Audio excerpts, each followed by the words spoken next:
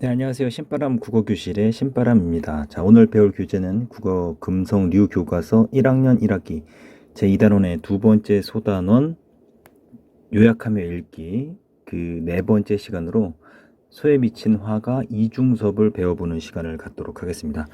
우리 교재 80쪽이고요. 오늘도 열심히 공부해 주시길 부탁드리면서 그럼 바로 수업을 들어가도록 하겠습니다.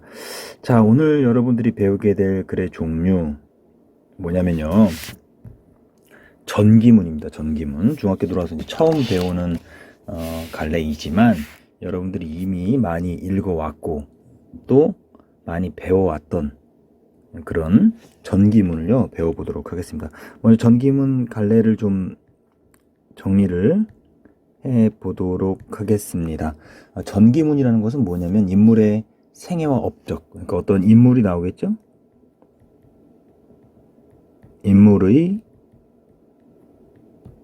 생애와 업적, 이룬 일들을 말하는 거겠죠. 그리고 어떤 성품 등을 사실의 사실을 바탕으로 기록한 글이다. 여기서는 뭐가 나와야 되냐면 인물이 나와야 되고 그 인물의 생애가 나와야 되고 업적과 성품 이런 것들이 사실을 바탕으로 기록을 해야 된다는 걸 여러분들이 기억해 두시면 좋겠습니다. 그래서 이 전기문은 어떠한 구성으로 되어 있는가. 전기문의 구성은 크게 네 가지입니다. 먼저 인물이 나와야 되니까 당연히 첫 번째 구성은 인물이 되겠죠. 그러니까 이 인물이 어떻게 출생했고 어떻게 성장했고 어떻게 죽음에 이르렀고 그것을 통해서 그 인물의 성품과 사상을 우리가 알 수 있어야 될 것이고, 그리고 그 인물이 어떠한 활동을 했는가, 그리고 어떤 업적이 있는가, 이런 것들을 우리가 파악을 해야 되고요. 그리고 또 하나는 배경입니다. 이 인물이 활동할 당시의 사회 역사적 상황과 그리고 개인적 환경은 어땠는지를 우리가 배워볼 필요가 있고요. 그리고 이제 사실은 전기문에서 가장 중요한 부분, 소설과의 차이점. 인물 사건 배경은 소설과 똑같죠. 그런데 전기문에는 이 비평이라는 게 있는데, 이 비평은 뭐냐면 인물에 대한 평가입니다. 누구의 평가냐면 글쓴이의 평가. 인물에 대한 글쓴이의 평가가 있는데, 이게 사실은 전기문에서 가장 중요한 구성 요소다라고 말씀드릴 수가 있어요. 이것이 소설과 전기문을 구별짓는 중요한 요소이기도 합니다. 자, 그래서 이렇게 전기문을 여러분들이 정리를 했고요. 이 전기문을 읽으면서 여러분들이 뭘 하셔야 되냐면 요약을 해야 됩니다. 지금 요약하면 읽기를 배우고 있는 중이니까요. 그러면 이 요약을 하기 위해선 전기문은 어떠한 구성으로 되어 있냐면 두 가지의 구성으로 되어 있는데, 첫 번째는 일대기적 구성이에요.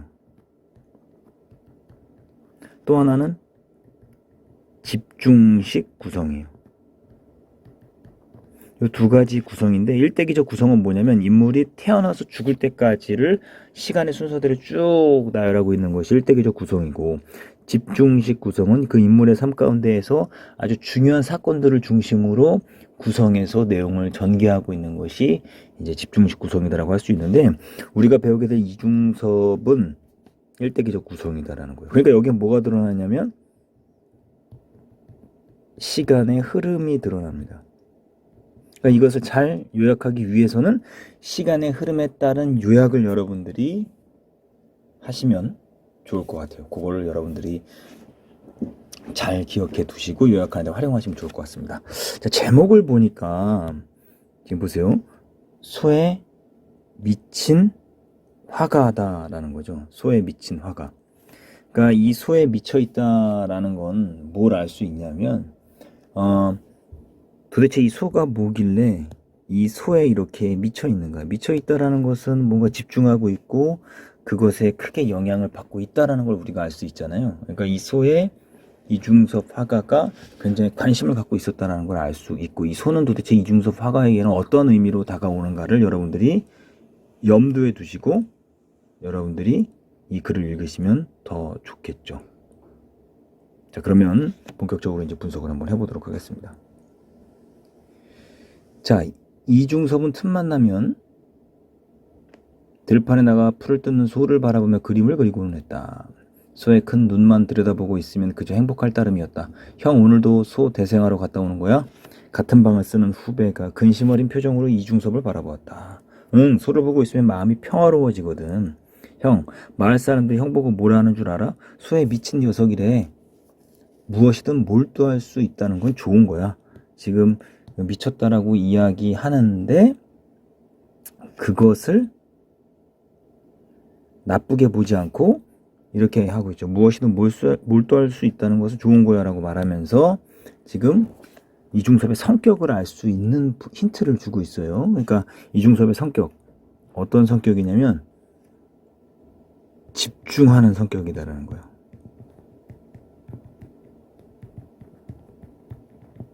그러니까 무엇이든 한 가지에 정신을 쏟으면 끝까지 집중하는 성격을 갖고 있다는 것을 이 말을 통해서 우리가 파악을 할 수 있는 거죠. 그러니까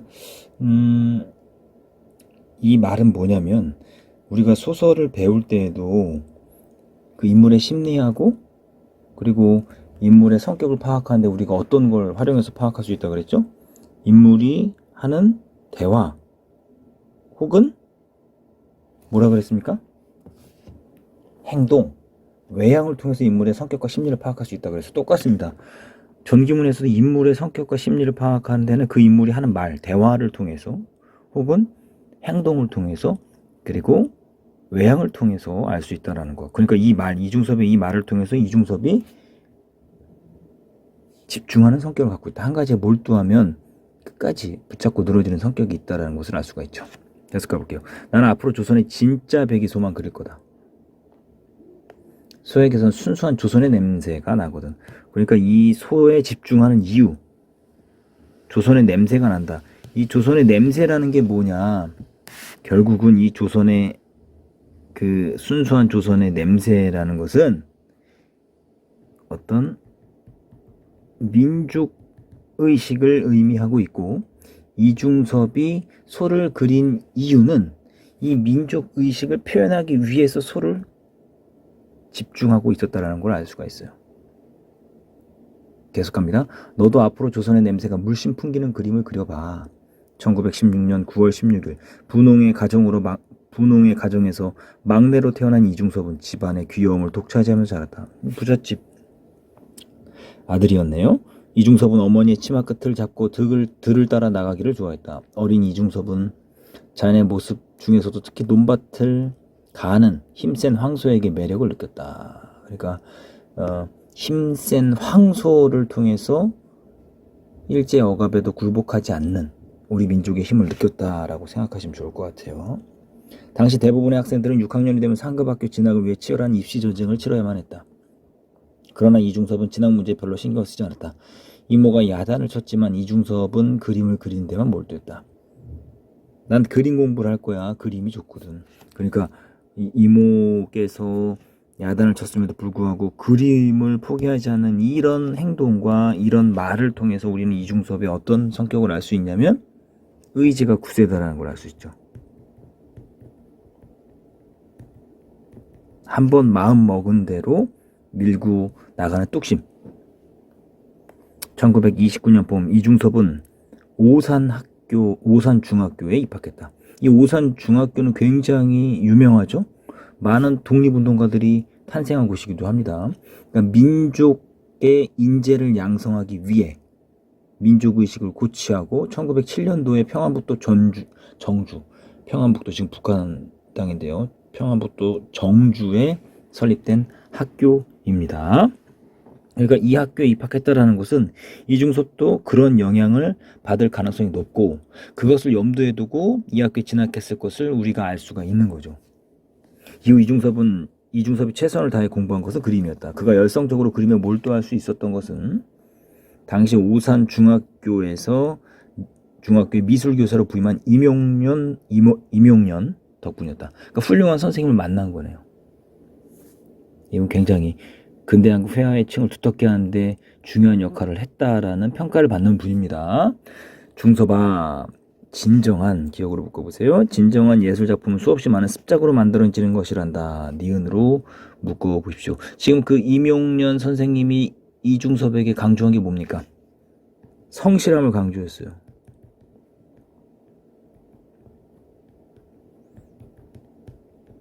이 성실함을 강조해서 끊임없이 노력하는 모습을 요구했죠. 그래서 나중에 이중섭이 예술가로서 굉장히 성실한 태도를 갖게 되는데요. 이것이 바로 이명련 선생님의 덕분이었다는 것을 알 수 있습니다. 이중섭은 이명련의 가르침을 깊이 아로새겼다. 마음속에 새겼다라는 거죠. 이명련에게 미술 지도를 받기 시작하면서 이중섭은 수시로 들판에 나가 황소 그림을 그렸다. 일본이 조선에 대해 국어 말살 정책을 펴기 시작하면서 이 1930년대 민족 말살 정책의 일환으로 우리말을 사용하지 못하게 하는 거죠. 그래서 우리 민족 정신을 거꾸려 했었던 일본의 통치 방식이었던 거죠. 그래서 민족의식이 강했던 오산중학교는 다른 학교보다 더 철저한 감시를 받았다. 어느 날 이중섭은 하숙방에 누워있다가 벌떡 일어나 앉으며 후배에게 말했다. 한글을 없애면, 기억으로 묶어보세요. 이중섭의 말이에요. 그러니까 그 전기문을 잘 분석하기 위해서는 인물이 하는 말을 통해서 인물의 사상과 가치관, 성품 등을 파악할 수 있고, 어떤 사건을 통해서 의미를 찾아내고 그 인물의 장점을 우리가 찾아낼 수 있다는 것도 좀 기억해 두시면 좋겠습니다. 자, 계속 가볼게요. 한글 없으면 우리는 뭐가 되겠니? 나중에는 우리가 조선 사람인지조차 알 수 없게 될 거야. 난 한글로 그림을 그릴 생각이야. 요 말. 지금 이 말을 통해서 어떤 정신이 드러납니까? 일제에 저항하는 민족 정신이 드러나죠. 일제에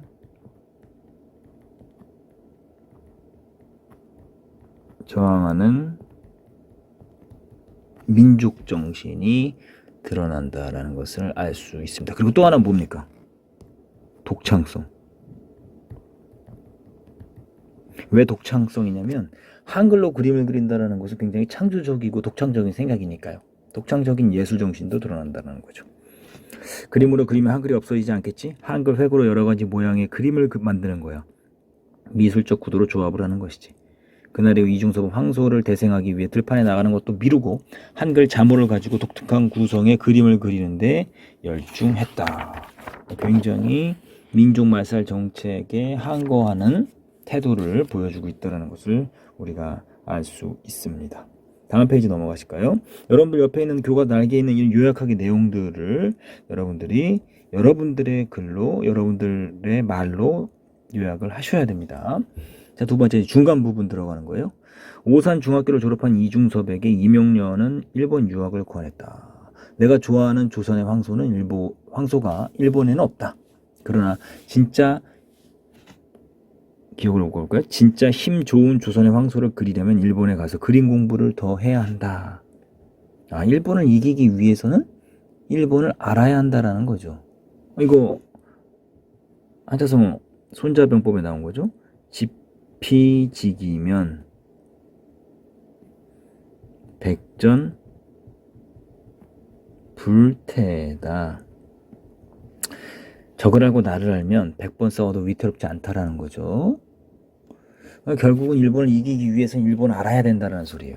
일본을 이기기 위해서는 일본을 알아야 한다는 이야기다. 1935년 이중섭은 일본으로 가는 배에 몸을 실었다. 1년 후 이중섭은 동경 제국미술학교에 입학했다. 그 당시 기억으로 묶어볼까요? 일본 화단은 서양의 유파를 그대로 받아들이는 분위기였다. 그러니까 비판 없이 받아들이는 거죠. 받아들이는 건 좋지만 온고지신, 우리 것을 지키면서 새로운 것을 받아들이는 그런 비판적인 생각을 갖고 받아들이는 게 중요한데, 이 분위기는 어떤 문제가 있냐면 진정한 예술 정신이 결여되어 있다는 것. 결여라는 말이 없다 이런 거예요. 진정한 예술 정신이 없고 기교만 배우는 거다라는 거예요. 그러니까 이런 문제가 있는 거죠. 이중섭은 예술이야말로 개인의 창조적인 세계라고 생각했다. 따라서 서양의 그림을 모방하는 일본의 풍토는 창조성뿐만 아니라 역사성이 결여된 것이라고 생각했다. 참된 예술은 그것을 그린 사람이 태어나 자란 곳에 땅 냄새가 물씬 배어 있어야 한다는 것이 이중섭의 예술관이었다. 그러니까 이중섭의 예술관이 여기서 확실히 드러나요. 중요하죠, 이거? 이게 바로 뭡니까? 요약할 때 꼭 들어가야 되는 내용이에요. 요약할 때 꼭 해야 되는 게 뭐냐면 글의 핵심 내용, 문단의 핵심 내용, 중심 내용을 추려서 정리하는 게 바로 요약하는 거예요. 자, 이 기억 니은으로 묶은 부분은 이중섭의 예술관입니다. 이중섭의 예술관. 어떤 예술관이 있습니까? 민족성이 있어야 된다. 그리고 역사성이 있어야 된다. 그래야만 진정한 뭐다? 예술이다라고 말할 수 있다. 이것이 바로 이중섭의 예술관이다라는 거 잘 기억해 두셔야 됩니다. 자, 결국 이중섭은 동경제국 미술학교를 그만두고 동경문화학원으로 학적을 옮겼다. 동경문화학원은 남녀 공학에다 교복을 입지 않을 정도로 자유분방한 학풍을 가지고 있었다. 그러니까 이중섭이 자신의 생각을 아주 창의적으로 표현해낼 수 있는 분위기를 가지고 있는 학교였다는 거죠. 또한 개인의 창조적 능력이 마음대로 발휘될 수 있도록 장려하는 분위기였다. 새로운 문화의 충격을 받아 주눅이 들어있던 이중섭은 비로소 자신감을 얻기 시작했다. 개성을 존중하는 동경문화학원에서 자신의 독창적인 예술 세계를 마음껏 펼칠 수 있었던 것이다. 물 만난 물고기가 된 거죠. 이중섭은 일주일이고 열흘이고 방문 앞에 면에 사절 딱지를 붙여놓은 채 그림 그리는 데만 몰두하기도 했다. 그는 특히 조선의 냄새가 물씬 풍기는 그림을 많이 그렸는데 소를 그릴 경우 예전과 달리 굵은 선으로 된 뼈대만 그릴 때가 많았다. 친구들이 뼈만 남은 소 그림에 대해 의문을 가지면 이중섭은 다음과 같이 말하곤 했다. 그러니까 어떤 일본 유학을 통해서 화풍이 좀 달라졌어요. 사물의 본질을 보는 시각이 발달하기 시작하는 거죠. 뒤에 설명이 나옵니다. 여기에서는 조선의 소를 볼 수 없잖아. 그래서 나는 상상의 눈으로 소를 보곤 하지.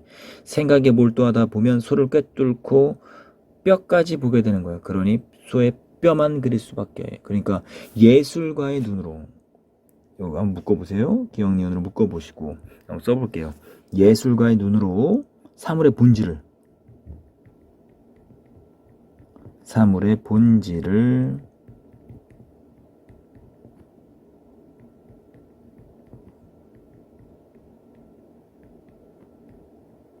꿰뚫어 보게 되었다라는 걸 알 수가 있습니다. 자, 다음 페이지입니다. 이거 망월이라는 그림인데요. 이 그림을 보시면서 글을 읽으면 훨씬 더 잘 이해할 수 있습니다. 1940년 3월 이중섭은 동경문화학원을 졸업했다. 졸업기념으로 제4회 미술창작가 협회전에 낸 작품 소가 협회장상을 받았다. 또한 1943년 이중섭은 제7회 미술창작가 협회전에서 망월이라는 작품을 출품해 또다시 태양상을 수상했다. 이 그림 화면 왼쪽에는 둥근 달이 떠있고, 둥근 달이 떠있고라 그랬어요. 둥근 달 그림 보이시죠? 중앙에는 달을 향해 손을 든 채 달을 바라보고 있는 남성의 모습. 그러니까 달을 향해 손을 든 채 달을 바라보고 있는 남성. 그리고 오른쪽에는 머리가 반쯤 잘린 소가 그려져 있다. 그럼 이것의 의미는 다 각각 있을 것이다라는 거죠. 주제는 뭐냐 나오죠? 일제 치하에서의 조국의 현실. 이것이 뭡니까? 이게 망월의